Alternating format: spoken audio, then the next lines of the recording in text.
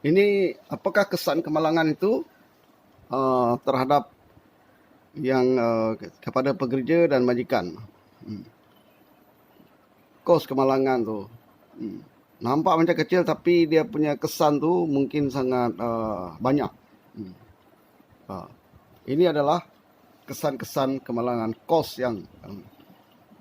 Kos langsung adalah seperti yang boleh diinsurankan, perubatan boleh, dan kos pembasahan. Dan kos tidak langsung seperti kemusnahan bangunan, kerosakan peralatan dan mesin, hemat guaman, kos bantuan kecemasan, pembersihan tempat kejadian, kemalangan, penangguhan projek pembinaan, dan kerja lebih masa penyelia yang terbuang akibat siasatan, denda atau saman yang dikenakan. Kehilangan orang yang pakar akibat berlakunya kemalangan. So ini adalah kesan kemalangan. Sekiranya satu kemalangan berlaku. Dan bukan ini saja, bukan satu tim saja kena. Dia boleh merebakkan kepada tim-tim yang lain. Contohnya satu geng tu kena accident. Contoh tim scaffolding. So tim scaffolding ini dia memasang scaffolding. Selepas geng scaffolding ni, tim lain pula akan bekerja. Contohnya lepas scaffolding naik pasang, orang akan plaster dinding. Lepas orang plaster dinding, orang akan mengecat, contoh dia. So scaffolding geng sudah accident, 2-3 orang tak dapat sampai, tak boleh jalan kerja. Tak cukup orang. Lepas tu orang cat dengan orang plaster tak boleh jalan. Lepas tu orang pasang cermin pula tak boleh kerja sebab tak ada scaffolding. Sebab ini semua yang menggunakan khidmat scaffolding. So ini nampak dia punya kesan dia kepada orang lain, kepada tim-tim yang lain. So inilah yang berlaku di dalam satu projek. Mengapa kita harus bekerja sebagai satu pasukan, untuk menjaga keselamatan diri dan orang lain. Sebab kalau satu orang kena, semua akan kena. Projek keseluruhan boleh jadi delay. Nampak? Ini kesan dia. Oleh itu, maka kita harus ada sistem kerja selamat. Sistem kerja yang selamat ini seperti keselamatan dan kesihatan di tempat kerja hendaklah diuruskan dengan baik. Kita kena manage kerja-kerja kita itu dengan cara yang terbaik. Di antara elemen-elemen yang perlu ada di dalam pengurusan keselamatan di tapak kerja ialah kita harus tahu apakah hazard dan risiko semasa kita menjalankan kerja tu. Kita kenal apakah itu risiko, apa bahaya dia. Kemudian lepas kita kenal, kita adakan sesuatu sistem kerja atau peraturan yang selamat. So hendaklah diadakan dan dilaksanakan untuk setiap kerja dan tugas. So setiap kerja, setiap step tu harus ada SOP, sangat penting. Sistem yang dilaksanakan hendaklah dipantau secara berterusan. So harus dipantau secara berterusan. So ini yang harus kita lakukan. Sistem itu harus dipantau secara berterusan. Okay. Dan kita sentuh berkenaan dengan hazard kebakaran pula. Apa yang menyebabkan kebakaran berlaku? 4 perkara yang ada untuk kebakaran. Bahan yang mudah terbakar sebagai bahan bakar, cukup suhu panas untuk bahan bakar tersebut menyala, dan cukup oksigen untuk pembakaran, dan reaksi kimikal, exothermic yang berdikari. Dia ini bermakna dia boleh secara terbakar dengan sendiri. Oksigen, suhu panas, bahan bakar sering dipanggil segitiga api, fire triangle. So ditambah elemen yang keempat, reaksi kimia, anda akan mendapat tetrahedron api ataupun empat segi api. So ingat bahawa salah satu daripada elemen empat segi itu dimansuhkan, kebakaran tidak akan berlaku. So empat segi, oksigen, panas, fuel dan chemical reaction yang boleh menghasilkan kebakaran. So dia ada empat perkara. So dia boleh menjadi satu letupan ataupun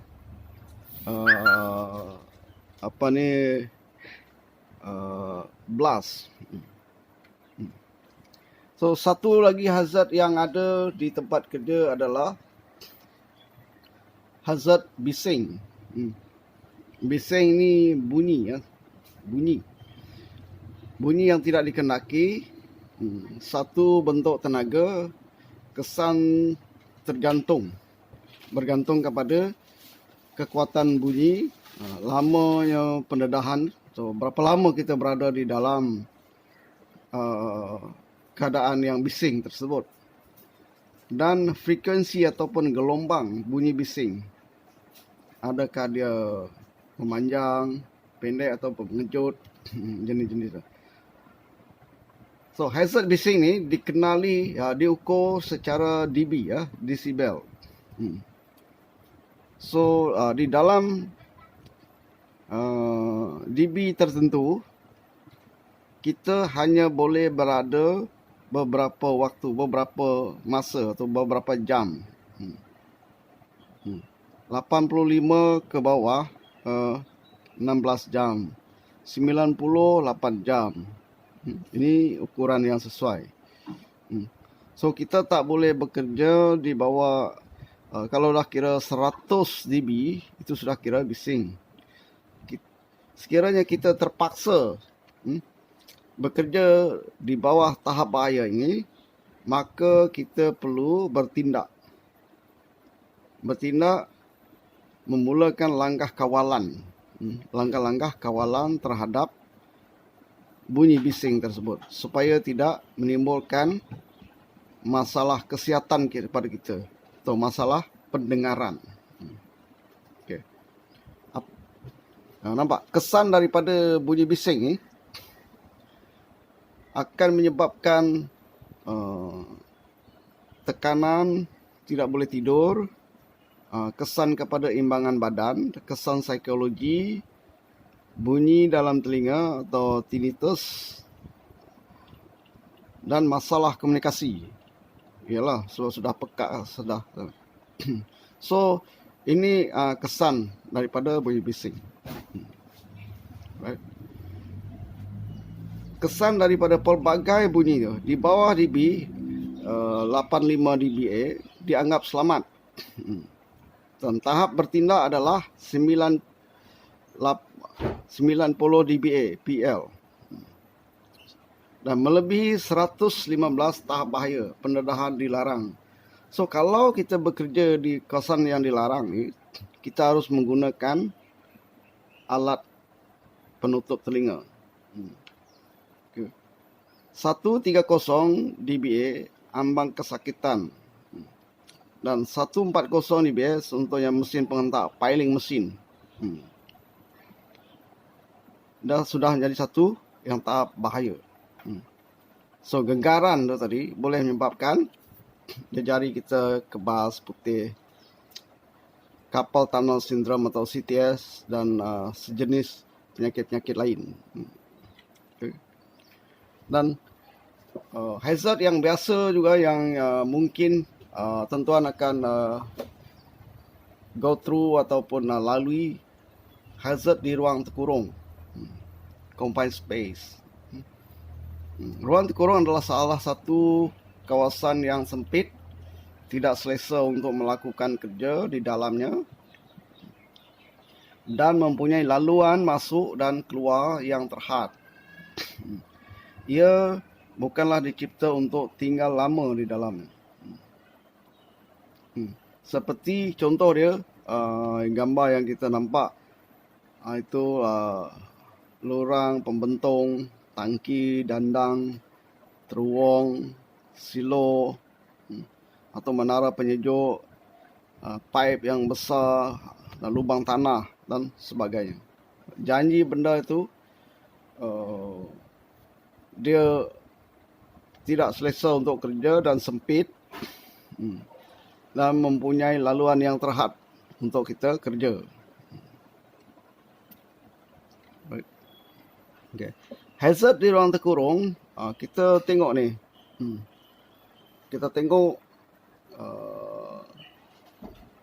hazard di ruang terkurung ni, oksigen, kekurangan oksigen dalam udara 20 peratusan oksigen dalam udara 21%, itu dianggap sebagai kurang oksigen. Biasanya yang normal lah, yang normal 21%. Kurang daripada 19 adalah bahaya. Dan melebihi 23.5% oksigen akan memudahkan kebakaran. Sebab boleh menyebabkan kebakaran. Disebabkan oleh kebakaran, karat, bakteria dan himpunan gas yang lain. Inilah penyebab dia. Yang boleh menyebabkan kebakaran bila dia reaksi dengan oksigen. Dan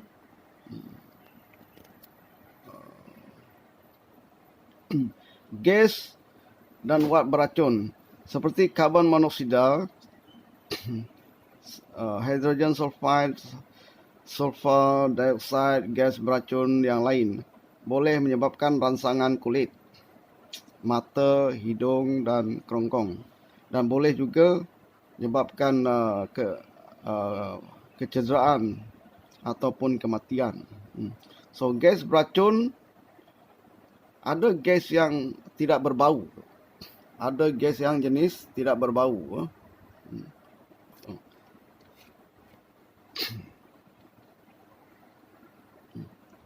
Okay. Dan sekarang kita lihat cara-cara pengendalian secara manual. Mengapa kita buat ini? Untuk mengelakkan sakit pinggang. Ini cara mengangkat yang betul. Ada step 1, 2, 3, 4. Ini salah. Sebab lutut dia tidak turun. Pinggang tak turun. Menggunakan kaki untuk mengangkat, bukan tulang belakang anda. So ini satu kaedah bagaimana untuk kita mengangkat dengan cara yang betul. Okay. Kita hampir kepada penghujung. Dan jika berlaku kemalangan, apa yang kita perlu buat? Ini penting. Buat laporan polis, lapor kepada JKKP dan DOS atau DOS, Department Occupational Safety and Health. Laporkan kepada Workmanship Compensation, pekerja asing atau SOKSO, pekerja tempatan. Lapor kepada Jabatan Agama Islam Negeri jika si mati beragama Islam. Dan buat tuntutan insurans di sistem CIDB. So ini adalah cara bagaimana apa yang kita perlu lakukan sekiranya berlaku kemalangan. Okay. Jika kemalangan tersebut berlaku dan tidak melibatkan kemalangan, sama juga, cuma kita mendapatkan pampasan daripada pihak CIDB. Laporan dia sama juga, dan kita perlu membawa laporan perubatan, dan pihak CIDB akan membayar mengikut peratusan kecacatan yang dilaporkan oleh doktor perubatan. So itu untuk kelas kita pada hari ini. Hmm.